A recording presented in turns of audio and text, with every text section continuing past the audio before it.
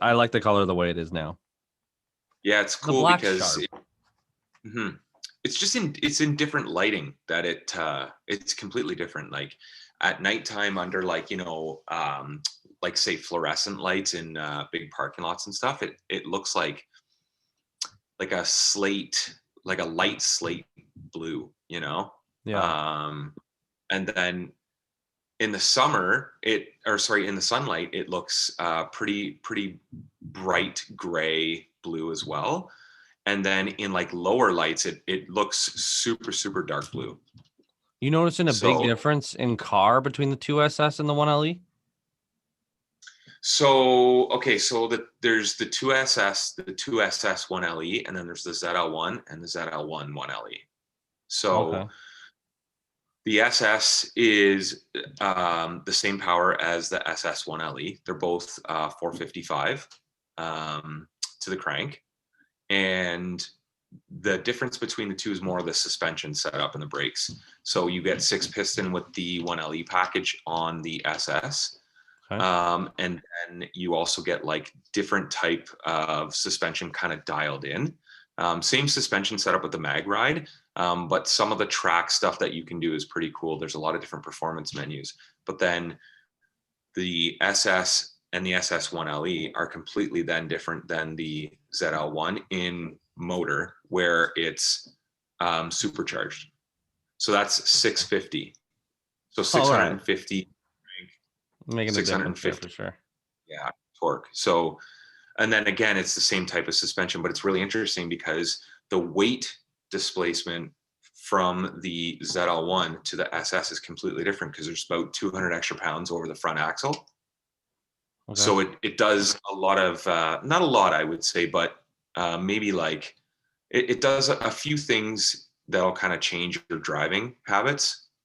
This is a completely different balance point, really. So like when That I you're found. taking to a track and stuff, Mhm. like cornering with a heavier engine block or with that Yeah, more but weight on the then front, obviously corner a lot different, right? it does. But I find for me, it actually allows me to psychologically slow down. I know that I can slow down before the corner to carry the right speed and the right apex and the right line in the corner. Yep. Because I have enough torque and power to get back on the throttle to make up for slowing down. So going slow is actually going fast. That's Which is intense, kind of man. interesting. That's a lot of fucking power for a small car like that. Like Yeah, and like yours.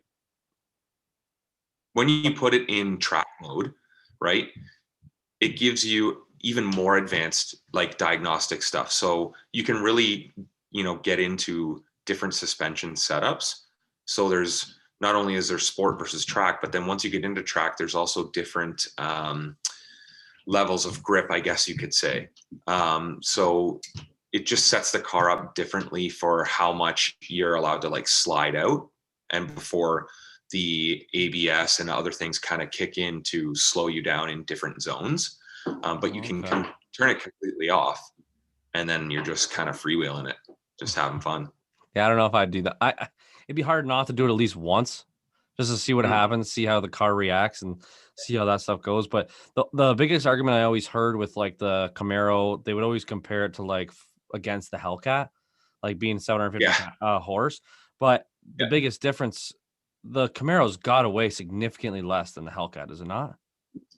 I don't know exactly what the Hellcat is. I'm fairly certain the ZL1 is like 3,800 pounds. Okay. I'd have to guess that the Hellcat's probably 4,000, maybe even 4,200, but I could be way off.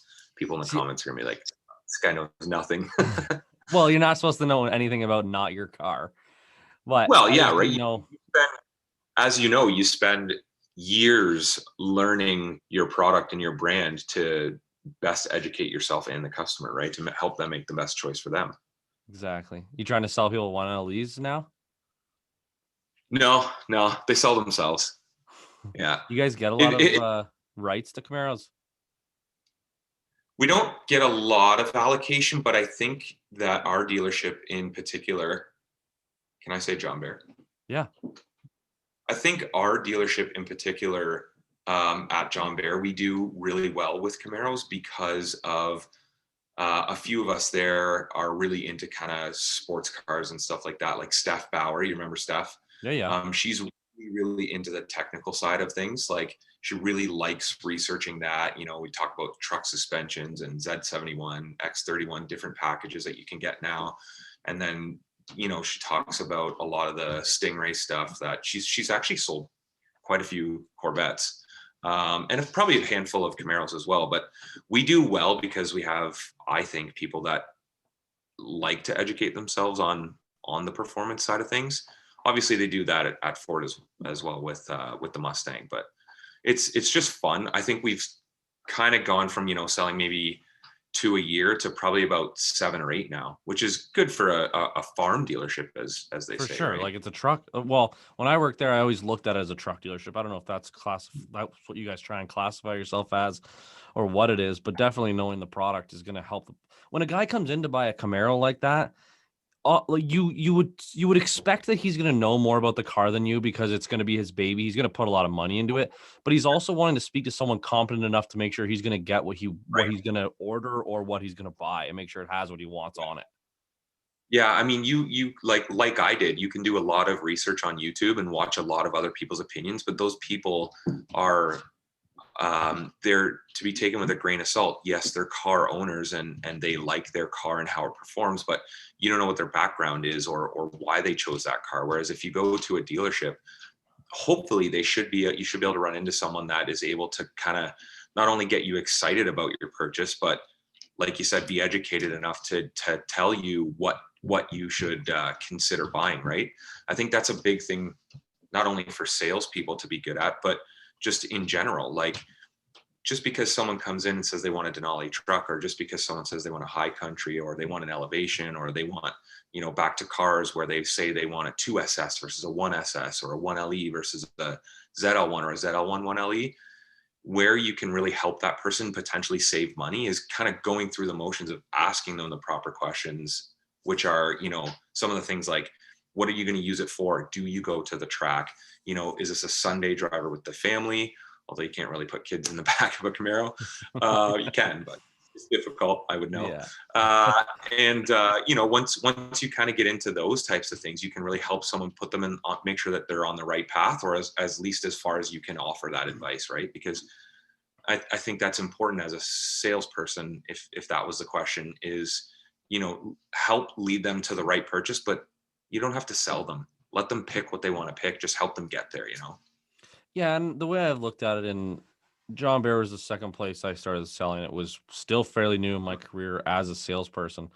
But the way I've always looked at sales is you should be able to sell something not as a pressure thing or not as a convincing thing, but to someone who has no info on it. But they've always had a car and now they want to be able to move lumber or do renos and stuff. They want to have a pickup truck. They don't know anything about them. They don't know what they do. They don't know how much they are on gas. They don't know anything, but they know what they need it for. And they should be able to explain that to you and you to then be like, I recommend this, this, this, and this, regardless if they have any information or not, or if they have any knowledge on the product. Yeah.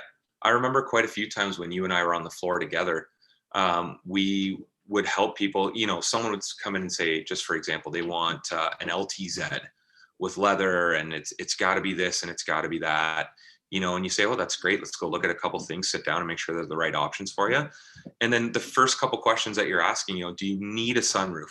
Well, no, I don't need one, you know, and you ask them, well, do you have to have bows? Well, no, not if it costs, you know, an extra arm and a leg. Of course, nobody wants to pay an arm and a leg. You know, okay, well, do you need to have yeah, I have to have leather. Okay, well, great. What about you know, a 2LT and add leather? So, you know, save yourself $5,000 or whatever it happens to be, right? Exactly. Then that person's in a payment that they're more than excited to be in and still get that one thing they really wanted. So And one thing that I didn't like, and I'm gonna be honest with you, like you being in the business office, one thing that I never appreciated before I started working in cars was putting a warranty on, paint protection, tire warranty, or whatever the extra warranties you can put on just for liability of finance and stuff like that. I didn't really care for any of it. I kept thinking, car's a depreciating asset. I don't care. I'm going to have for 4 years and either sell the thing or go get another one. I don't really care. But when I started working at the dealership and you start realizing how much certain stuff costs, when you can talk to a customer like that and tell them, like, especially when they come in, they're like, my payment, I need it to be under $650 a month. And they did say Yeah. they wanted an LTZ. Well, now you make sure that, Yeah. like you said, all they really cared about was leather. They like the black rims. They like when it's a color matching bumper. Okay, let's get you down to an Yep. elevation or something like that. Or now the new custom, which is sick.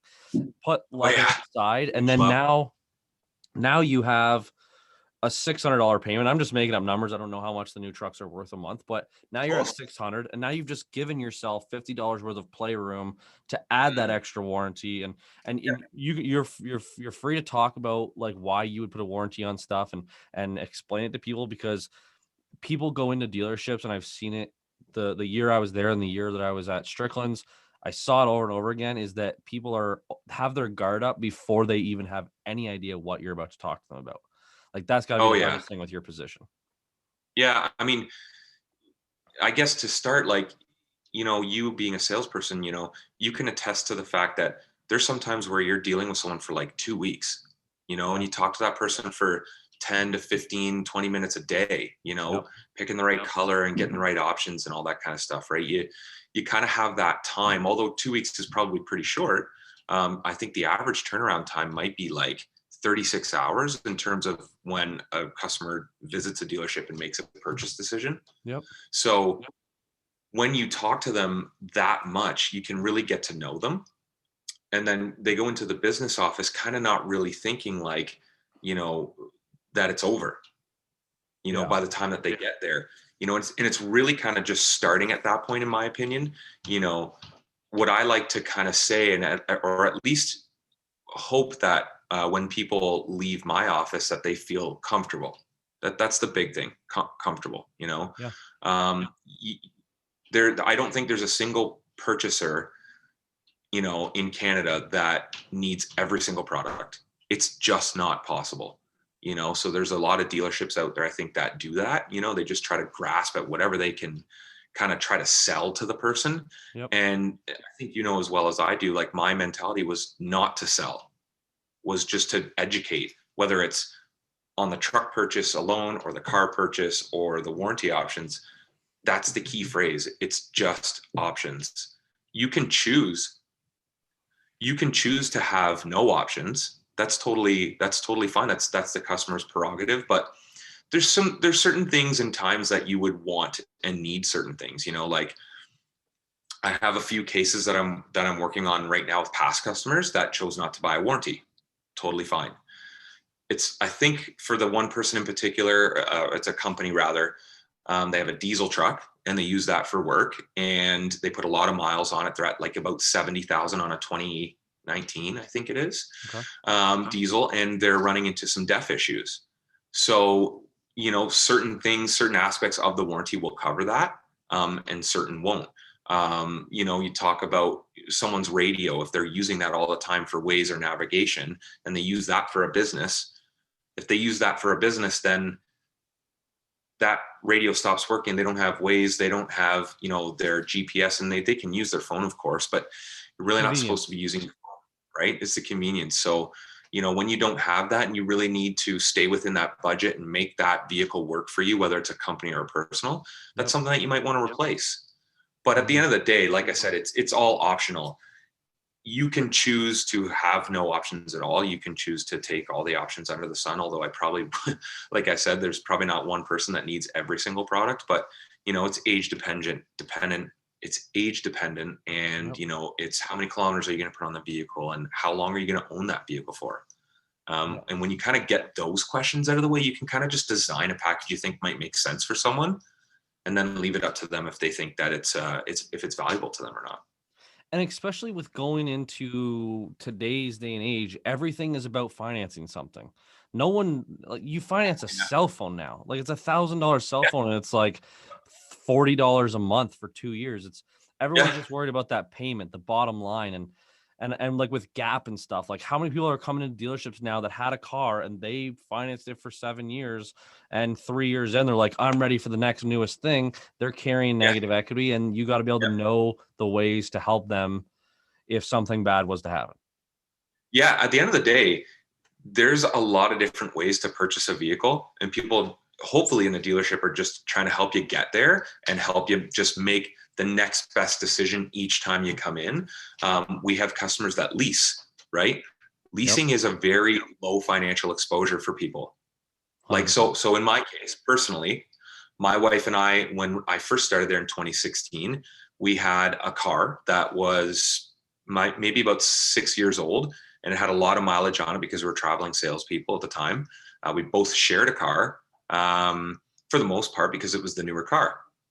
Yep. So we needed to, we wanted to move. We were moving, so we moved to New Hamburg. We wanted to start a family, although we didn't know how soon that would happen.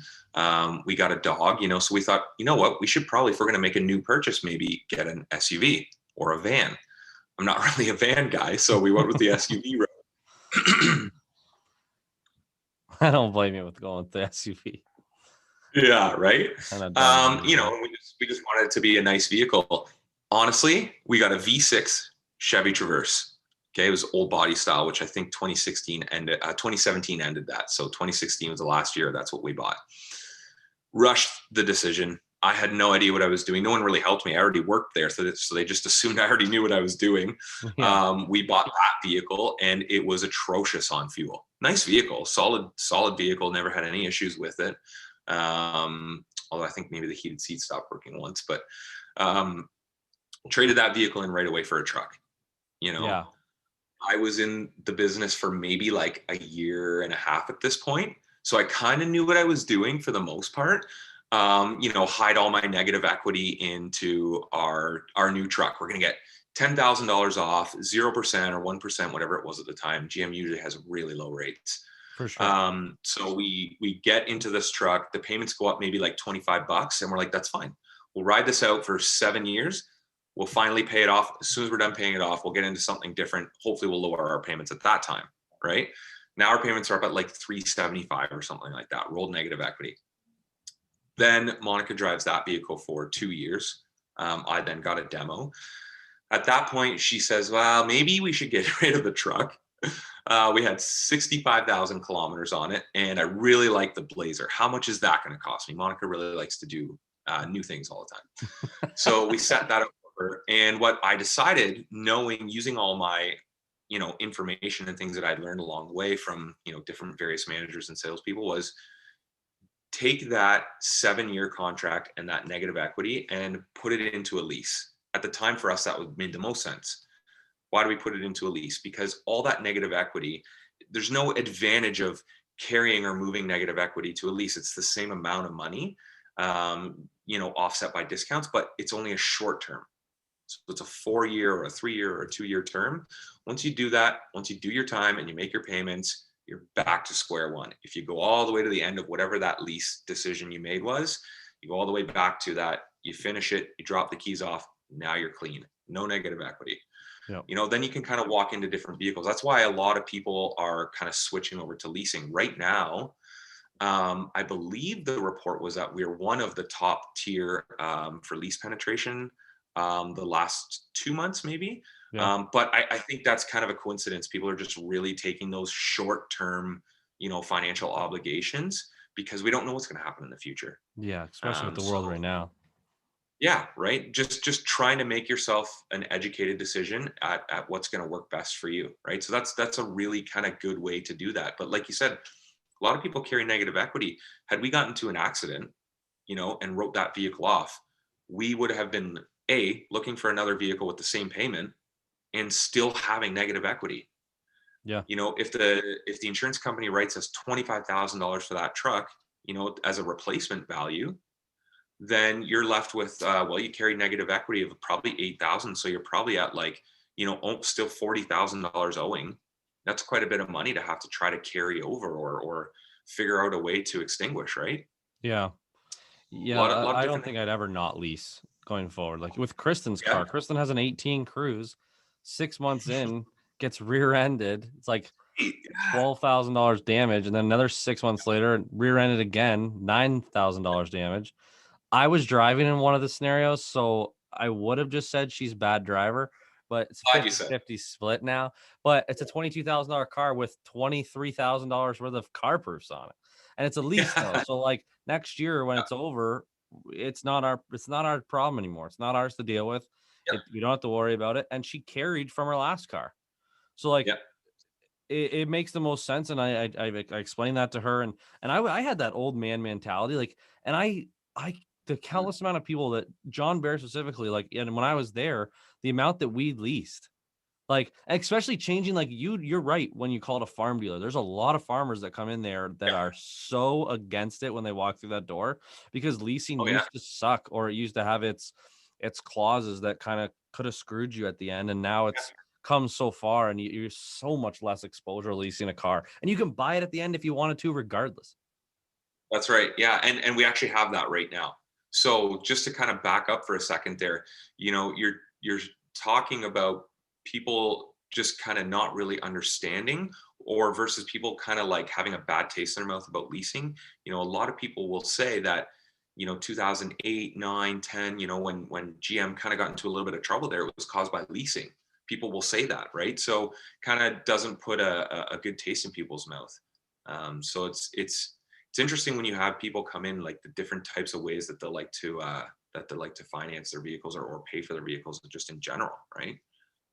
And the amount of people that would come in, and the second they sat down in your office, they knew the vehicle they wanted.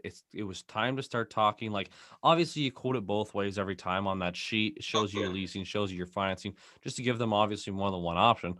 But the amount of people that were just like, no, we're going to finance it. Like, we're definitely not going to lease. I'd just be like, why? Yeah. And then they'd have to listen to me for the next 5 minutes explaining Yeah. exactly why I would, because at the end of that 5-year lease, if you decide to stay in for 5, we could probably break you out at 4 if you're not carrying anything. And then you're Mhm. back in a new vehicle, which is usually when someone wants to change anyway. But now, if you get in that accident and you write it off, you just go pick out another car. You're not stuck with a damaged vehicle or a write-off that you're hoping you get enough money to be able to replace it. And Yep.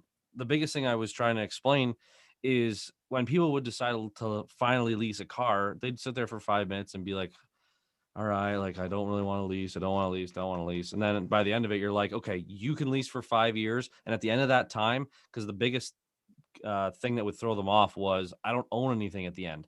It's like at the end Yeah. of it, you can finance it. You can finance the rest as if you would have at the beginning, Yep. regardless. Yep. So it's interesting. I have two different scenarios. Gentlemen come in with a 2018, okay, 2018 truck, comes back in. It's the end of his lease, or he's getting close, probably about 4 to 6 months away from the end of his lease. Says, what are my options? You guys said we could come back early, just like you said. We actually told the customer that it would actually make more sense for him to buy the vehicle out.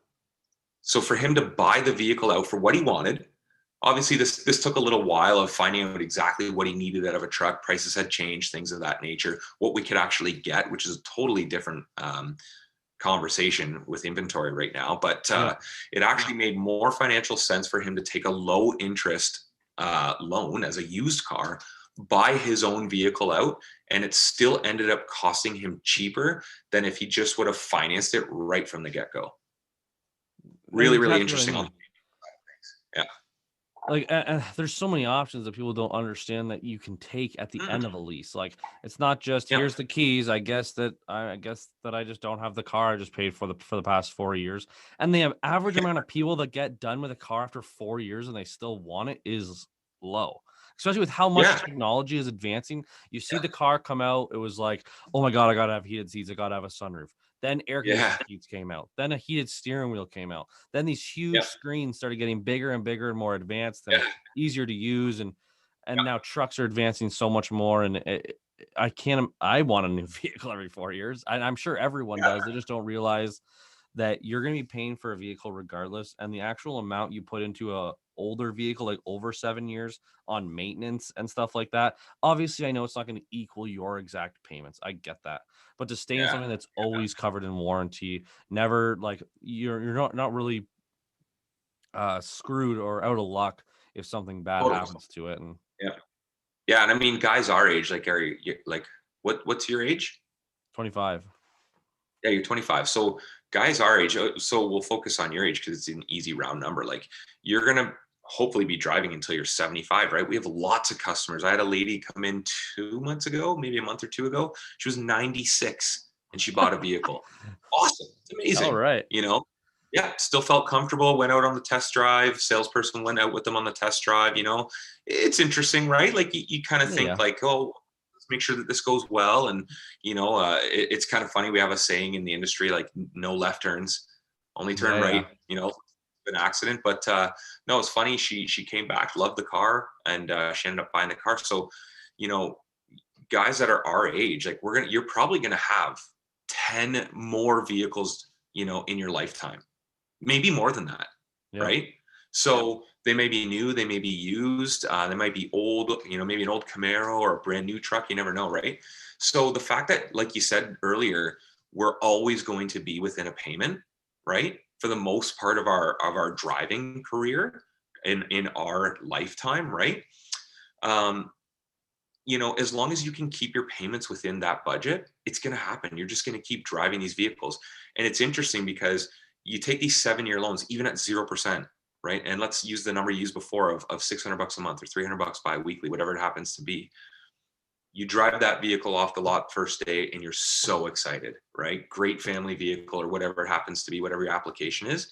And you're paying $300 bi-weekly and you're totally fine with it, Yeah. and then you're 5 years down the road and you've done a lot of mileage and you're at like 120,000 kilometers, right? And you're like, I'm still paying $600 bi-weekly for a 5 to 6 year old truck with 120,000 kilometers on it. And I can literally get into a brand new truck for the same payment or a couple dollars less or a couple dollars more.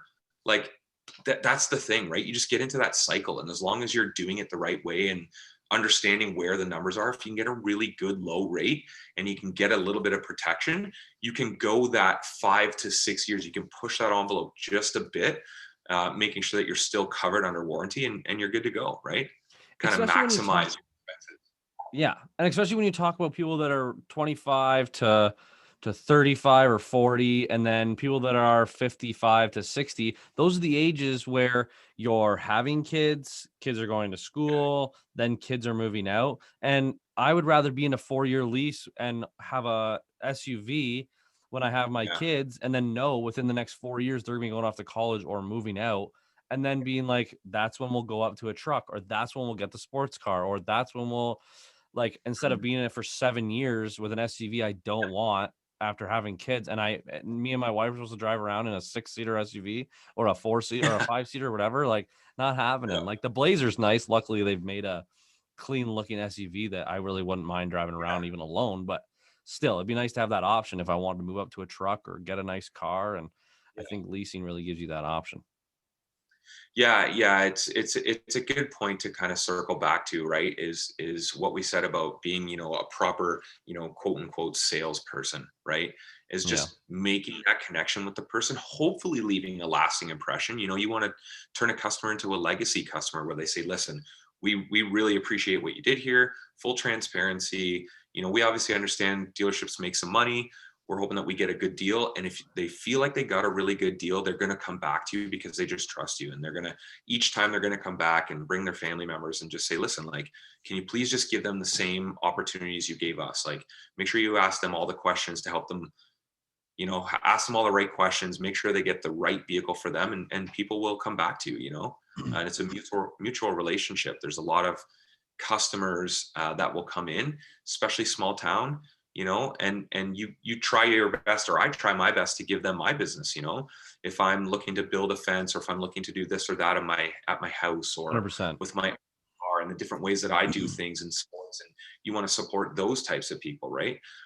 Like we have some really good customers in town that own hardware stores, or that own moving companies, or that have concrete companies. And a lot of us at the dealership will build those relationships. Salespeople will build really good relationships with their customers to the point where, it's just it's not a one-way street. It just goes back and forth, and use them for their services and they use us for our services. So it's nice to see in a small town. I remember, like, obviously when I worked at John Bear, every single person who gave me a business card, I would glue or tape it to the filing cabinet that was right behind me. Yep. And the amount of times that, yes, I looked at it as I'm going to promote all the people I've sold to. Maybe, as the luck of it, someone will sit across from me wanting to buy a vehicle. They'll notice a business card from a person that they know. They're like, "Oh, how do you know him?" I was like, I sold him a vehicle. And then it's now you have a relationship. Now you have some confidence. And I think a lot of people look at the auto industry and salespeople in specific and have Mm, that like 80s tire kicker vibe of what a salesperson is. And yeah, they always think they're out to get you and take all your money and give you the crappy deal. But there's Auto Trader now. You can find any car you want and look for the best price in 7 clicks. They're just trying to make yeah, sure that they earn your business with the personality. Any dealership can yeah, find you that car, might be sitting on their lot. Any dealership can get you the same one. They can probably get you the exact same price. What you go to the yeah, dealership for is the service. You want the good service, you want the friendly salesperson. And once you're there for 3 years, is if you started leasing people when you started, that's when you're going to start getting your return business. And then every year after that, it's just going to keep adding. And that's when you can build your portfolio. And yeah, it's like even in the industry I'm in now, when I go speak with a customer, I instantly tell them I'm like, I'm not a salesperson. I said that is my role. I'm technical sales. I'm a level 3 electrical apprentice on paper. I was in the trade for a short amount of time, but I'm just trying to talk to you like a person, help you out the best way I can, and make sure that you're not getting screwed, and make sure that you're getting stuff on time and you're always having follow up so that you know where your stuff is during the process. And I feel like, yeah, and I do feel like the people I worked with at John Bear followed that, followed the same type of sales or way of selling. And yeah, not to kick your tires at all here or make your ego go up here, but yeah, I do remember being confident sending my customers into the business office with you, because the way you yeah, did explain it earlier on is you didn't so much say like, and the biggest thing that bugs me is when someone's like, so there's a full warranty for 4, there's a smaller warranty for 3, and then there's this warranty for 2. Which one can we get for you? And that's how they word it. It's like automatically assuming or trying to make them be like, oh, I guess I have to choose one of these. You were the type of guy, and you would sit down and talk to me as the salesperson and explain how you're going to talk to them, explain the mhm, products you're selling so that I could explain it a little bit to them, because I've already built this relationship. Like you said, some people are 2 weeks, some yeah, people are 36 hours, but I've had the most yeah, face to face contact with them. But then at yeah, least I knew I was confident that my customer wasn't going to go into the business office with you and leave pissed off because they spent way too much money and they felt like they were being ran through. You just explained the product and then gave them the option if they would like to have it on their vehicle or not. totally. Yeah. Like people, as you know, like from being in sales or, in negotiation roles is like people remember the negative always trumps the positive. It So can be true. really infuriating because people in our industry, have done certain things to kind of give us that sort of mindset towards salespeople in general. Yep. But a lot of times, like you said, when you can find someone who just wants to help educate you, you know, when a customer comes in the door and just says, I don't really know what I want, you say, great, I'll show you all the options that are available, and then you can decide if you want our truck or a Ford, or a Exactly. Dodge or whatever it happens to be. But yeah, it's really interesting. I think that's why we build such good relationships with our customers, because like I'll just use my own situations. I tell people stories. Like I've asked my mom if it's okay if I explain her situation, and she said, yeah, absolutely, if it helps people, decide on what they want to do better. My mom and my dad bought a truck from me. Obviously, they wanted to support me when I was young in the business, and obviously they've kept buying vehicles as a family should, right? Yeah. But my parents, like most people, were on a budget, Yep. and we just kind of got up to the top of that budget to where they wanted to be. Obviously the warranty seemed to make sense for what they were wanting to accomplish with their vehicle purchase. But at the end of the day, I went through their insurance options, which is a completely different conversation. But there's certain things that you can do to protect if you become unhealthy. Like your vehicle can become unhealthy with a warranty. You can become unhealthy, and there's certain things that you can do to protect your credit. Anyway, long story short, it just didn't make sense at that time financially from my parents to take advantage of some of the insurances that we would have had. Yep. And then my mom got cancer, you know? So my mom got cancer, and she's doing great now. And it's been, I think, 2.5 years that she hasn't had any sort of, I guess I would call them episodes or things come up or flare up. But had she taken advantage of some of those protections, she wouldn't have a vehicle loan right now. It would be paid for her, you know? So it's interesting, some of those things that can kind of make you more of a believer in certain things that you're passionate about, and help just describe those situations to people, and then let them decide if they think that that's important for them or not, right? That's it's a great way to word it, as explaining your stories and stuff that you've seen firsthand. And I'm sorry, did not know that about your mom. Obviously, that's a personal thing, but Yeah. it is a nice thing to be able to explain to people that you never expect the worst to happen in life, but it does. Like, stuff is going to come up, stuff is going to kick you down, and you have no idea. But you want to be able to be financially safe, especially if you're a younger couple. Who knows what's going to happen? You never know if you're going to get sick, or if something Yeah. more instant could end your life. But you don't want to leave your spouse or kids with essentially the burden of having to try and afford what you've signed up for without them. Yep.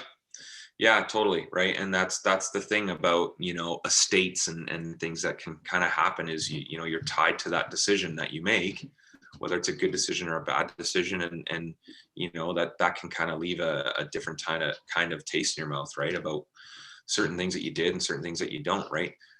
I know that, when you're dealing with other dealerships, like, it's common knowledge, customers will shop, right? 100%. And they should. They should make sure that they feel comfortable and confident that they're getting the right deal from whatever dealership they should choose.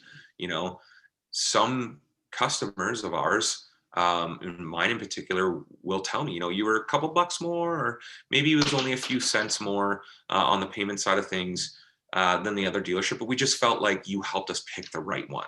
It just didn't feel right going to the person to save $2 when you're the one who kind of helped get to that vehicle that we now really enjoy. So it's all about the relationship, I think.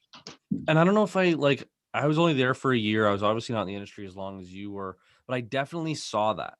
Like, there is the Mm, customers, and it's not that the younger generation wouldn't, but my generation, obviously, with everything being a payment, and I'm not speaking for everyone, but the sure. older generation, like in their 40s or 50s, I had a couple people come back and be like, I went to another dealership. Honestly, like, their price was like a little bit cheaper than yours, but like, they didn't find me the right vehicle. You got me to the right vehicle. You showed me the options that I could get. All they did was print me a price and send me on my way.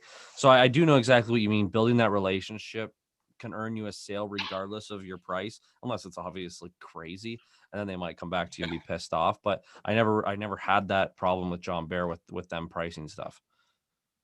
Yeah, I mean, I think that our managers at that time, when we were still pretty junior in our sales careers, was like, making sure that they explained to us that the most important thing for the manager to convey to their salespeople was transparency. Just be transparent with your customer. Let them know what you're doing. Let them help decide what's best for them.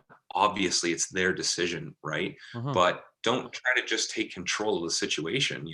Show them their options. Let them decide. And that's the whole thing that you had kind of said earlier, or maybe I said earlier, was try to not make it a sale, right? Just help them purchase what they want to purchase. That's all. Yeah. Like, and that's a very good point, because I've sat down with friends before, like when I got out of vehicle sales, and I'd be sitting down and they'd be talking about a vehicle they want to buy, and I you do have more knowledge on the industry when you're in the sales industry, because Oh yeah. you Yeah. see the used cars come in. You're usually looking at what the competition's offering to make sure that you can, like, you never crap on the competition, but at least if they like an option that's in your vehicle and they're like, oh, I love Yeah. that, but I still want to look at Ford, then you can be like, well, they don't actually have that option that you're super pumped on. Still go check it out. Make sure you like our truck.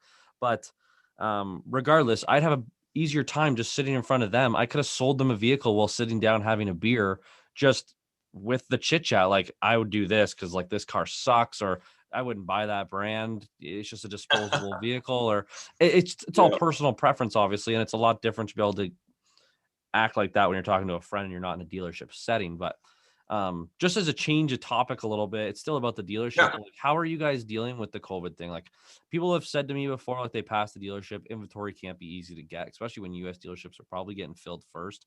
But can you talk me Yeah. through how you guys are coping with everything that's going on? Yeah. So when the first wave came through, it was really interesting. Obviously, like people got emotional. It was frustrating. You don't know what you're going to do. You don't know if you're closing. You don't know if you're staying open. You start to get reports and hear whispers in social media of like the news outlets saying that everyone's going to get shut down.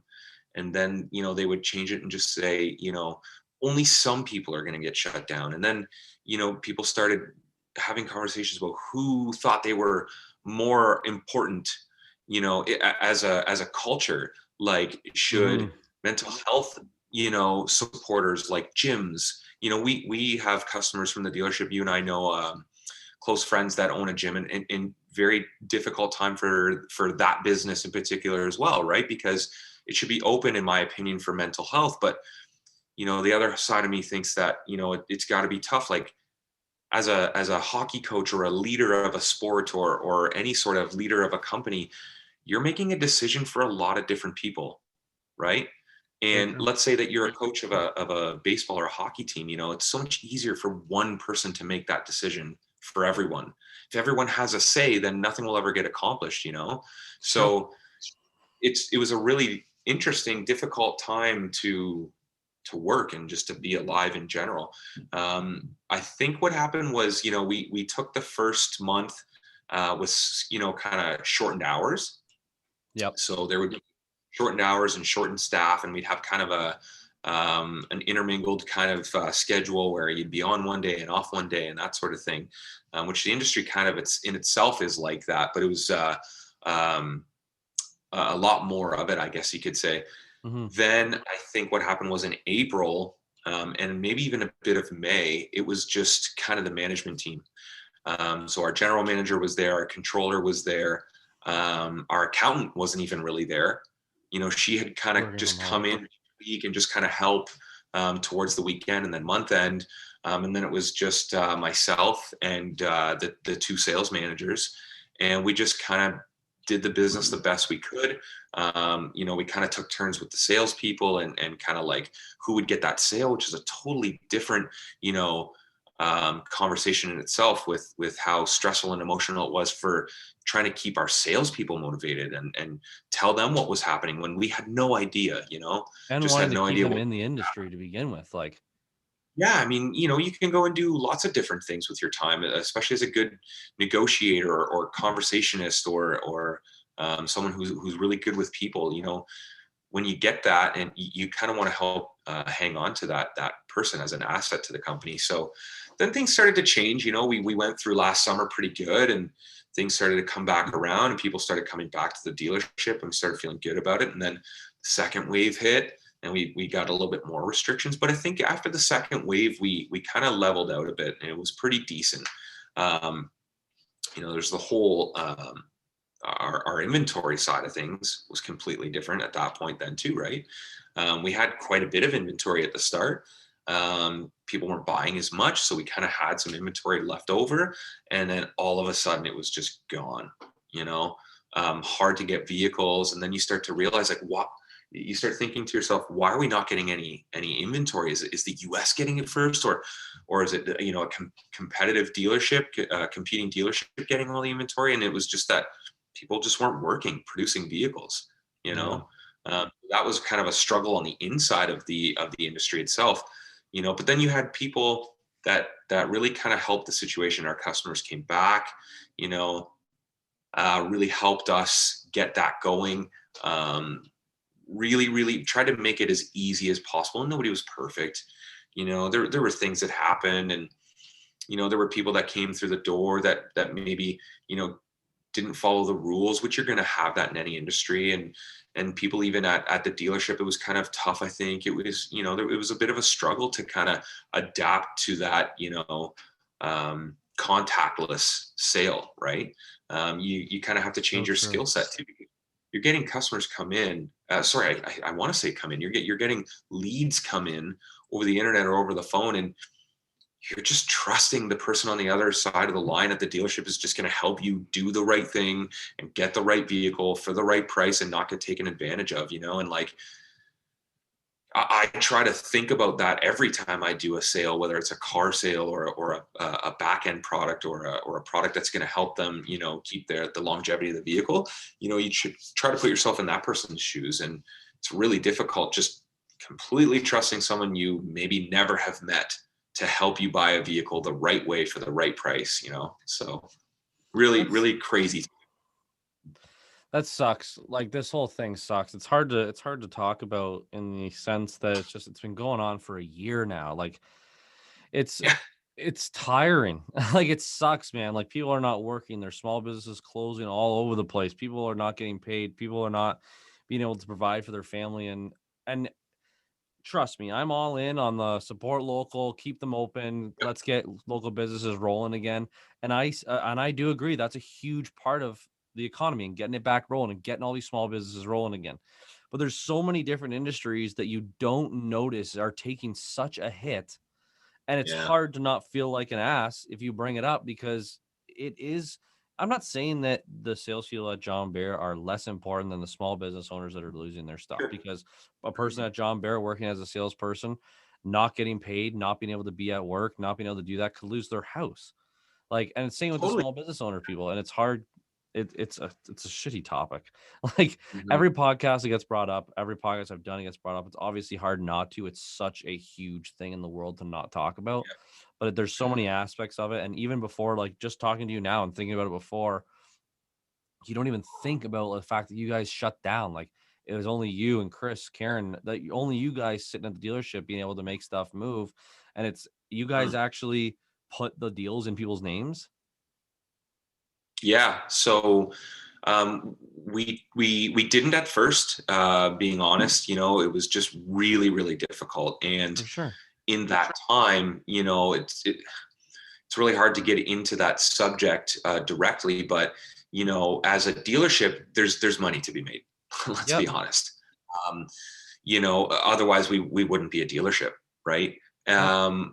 And so we try to lower that gross amount. That's basically the difference between what the vehicle costs and what the dealership makes. So we took it upon ourselves as a dealership, and I think a lot of dealerships did do this. Really kind of tightened up what they thought was acceptable. Right. I know John Bear across the board. We have 3 locations. That was something that the owners really wanted to convey to us and then put on to our customers, was that we're not here to take advantage of you in this time. We want to try and help you out. It's hard for us to explain all of the policies that General Motors has or that a dealership has, but we really want to help out. And so this is what we're going to do. So in doing so, as you know, from a salesperson, sometimes deals don't make money. Yeah. Customers very rarely understand that. They hear you and you say it to people and maybe they believe you, maybe they don't. But typically, I don't think a lot of people understand the other side of the business. There's a lot of vehicles that do not make money and lose money, and so to kind of tie that in, if you have a vehicle, a used vehicle that gets sold to a customer, and you're at that breaking point, and you just need to get it off of your lot, and you try and do the best you can for that customer. It's really hard to pay a salesperson, say, a base commission or a base salary on a vehicle that you're already losing money on. But we did what we could for the salespeople, that's for sure. But I mean, even now, it's still tough. You can't get any inventory, so it's really tough to stay motivated for the salespeople. But man, like, I have to hand it to them. Like, it's been really kind of empowering to see the way that our staff has kind of handled certain aspects of the industry and just kind of band together and just help each other. That's the big thing. The other kind of side to the industry is that it can be very cutthroat, Yep. but I think John Bear does a really good job of making sure that things are equal and that everybody gets a fair chance, right? And going on the side of like when things are selling, if you had to put it in a certain person's name, every vehicle makes a different amount of money. So Oh like yeah, then to have to decide like this one goes to this person, this one goes to this person, this one goes to this person, this one made however much money, and this one made a quarter of it. Like yeah, it's no yeah. fair way to do it. And I could definitely see John Bear making sure that its staff was taken care of. Um, That's a hard industry to be in. I was laid off from March till June. Like, luckily we have the Yeah. CERB and stuff, but you're gonna have to pay some taxes back on that next year. But it was a tough time, man. Like, I'm not a person to sit still and listen to my own thoughts. So being off for 3 months, that was kind of tough. Yeah. And I mean, I don't know, like, obviously, COVID has a lot of negative things about it, you Yeah, know? Even trying to put it into words now, you can kind of tell I'm a it's little hard to lost talk about. for how to describe how someone can feel. Everybody feels completely different about completely different things. I grew up thinking that anxiety wasn't a real thing, So do I. really naive. Same with depression. I've always been such a positive person, to myself and to the people around me. I feel anyway that I didn't really kind of understand it. And then I started to see it and witness it in certain aspects of my life. And, so there can be a really negative, side of COVID, which, even saying that now, you kind of think like, well, obviously, yeah, like, where's he going? Of course, COVID is negative, but I think there's some positive that have come out of it. You try to be an optimist and think like, chances are you may not have had this podcast if COVID didn't happen. I don't know the answer Very to that, but accurate. let's be real. With the time that you would have had to research if it made sense for you to do with your time. I know that you have your own personal life with your wife and things of that nature, and things that you're trying to accomplish in your life. But so you got to look at it from a time perspective, and then you had to research the gear that you probably wanted to do to really have a good go at it and do fun things like this. And Yep. so that's definitely a positive thing. And I bet you wouldn't have met half the people that you've had on these conversations, or the things that you've learned from some of these conversations. I'm sure that's a positive thing that has technically come from COVID. So you 100%. just have to be optimistic about how things are going and what you can do to kind of impact the direct people around you to just kind of help, lessen the burden for people around you, right? And I know how you feel with the, like, growing up, not thinking that anxiety and depression was really a thing. Like, how could you not just get over it? Like, move on, like, stop thinking about I'm it. thinking Like, about the thing. what an easy thing to freaking say when you're not actually experiencing it. And I've had my moments through this where it's just like, you got the time to sit there and think about all your thoughts and stuff that you wouldn't have sat down and actually thought about. And even with the podcast thing, there's one of the things I wanted to do in my life was learn a lot of different aspects of careers and types of people and how they get to the places they are. And I've always wanted to do that. And it's when I got to thinking about it when COVID first started, I was like, how do you do that without just messaging some random person and being like, hey, want to go grab coffee? I really want to know what you do for a living. Like, Yeah. without giving myself a place to sit down and do that, I and I've watched a bunch of podcasts, obviously, and I loved the atmosphere of it. And being in sales, like, yourself, like, you can sit down and talk in front of anyone. You can learn stuff about them. And 99% of the time, you actually do appreciate what the person's saying to you, and you do listen to what they say. And if they came back to you the next day, you tell them what their name was. You could tell them stuff about them if they expressed it Yeah. to you. And that's the aspect that I love of this. But we don't have to talk about the COVID thing anymore. How's everything going with you? You have a brand new house, pretty Yeah. So decent car. It's not bad. yeah, it's not bad. Yeah, it's not as fast as I want it to be. But I mean, I don't think any car is Yeah. ever going to be. Yeah. But yeah, so Monica and I, yeah, we just moved to Wellesley about a month ago. So we're just getting to that settled in and point, where we're unpacked and things are starting to find their ways. And I'm still leaving Yeah. socks all over the house, which my wife just loves. Yeah, I do the same thing. But yeah, you know. Fair. But yeah, I mean, things are just crazy. Like, Monica had a really great year last year, and so things have been, really good mentally, for us and our family. Henry's doing really well, in school, and he's going to Holy Family, really really liking it. So we Good. actually ended up not having to switch him, Oh, sweet. to yeah. So, oh my gosh, what's it called? Oh, St. Clement's. So it's St. Clement's Catholic. We didn't end up Okay. having to switch him to St. Clement's Catholic. So I'm not sure exactly what the school name is, but which was good. And Charlotte's still in daycare in New Hamburg, so we really like it. They're really, really good people there. Yeah, and you're So, going you back and know, forth it's for work, and that's good that Henry got to stay with his friends and stuff. He's a very bubbly kid. He yeah, definitely he'll be fine.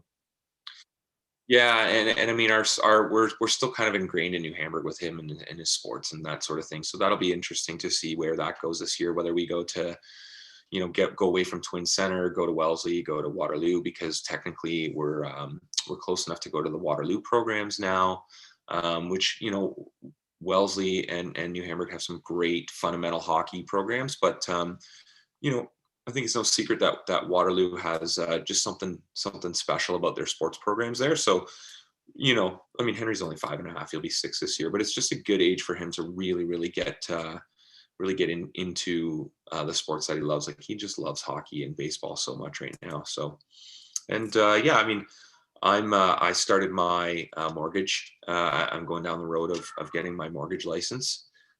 So just something I'm going to do, and it's been really interesting through us going through this house. I realized how, on one hand, it's very, very similar, or can be very similar, from doing financing in the auto industry to mortgages, and certain things can kind of play into each other. Obviously, there's a lot to learn, but right now it's really a really cool time for mortgages. You know, with a lot of the stuff that's going on with COVID, things are for mortgage rates. And again, I'm not a mortgage broker by any means, but rates are really, really good. And there's some really interesting ways you can save yourself money right now, you know, especially with times being like this. Like, again, no, you know, official advice or anything, but remortgages right now can really make or break the financial position of a family, you know. So Yeah. it's just something to look at potentially, right, for anybody at this point.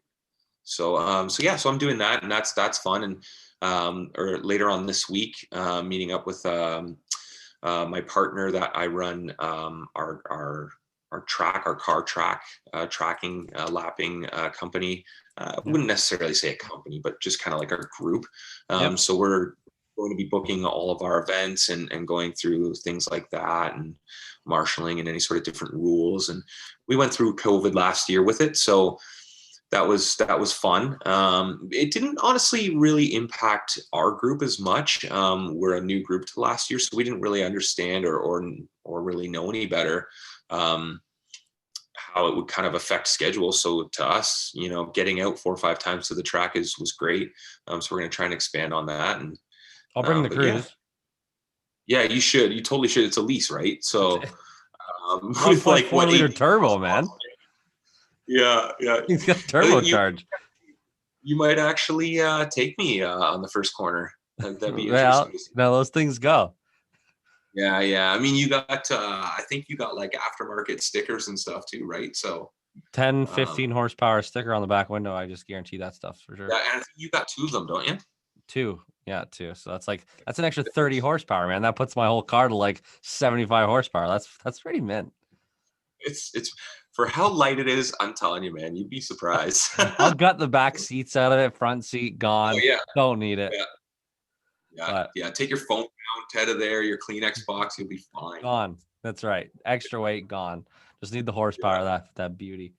But Make sure you have your coffee in there, because no, I'll just keep it right. and with that amazing suspension on the cruise, like those corners, I probably wouldn't even spill a drop. Yeah, you probably wouldn't spill a drop. You'd probably spill like a lot of drops. I'd probably tip the whole cup over and the car. Yeah, you'll splash right off and be all over your lap. Yeah.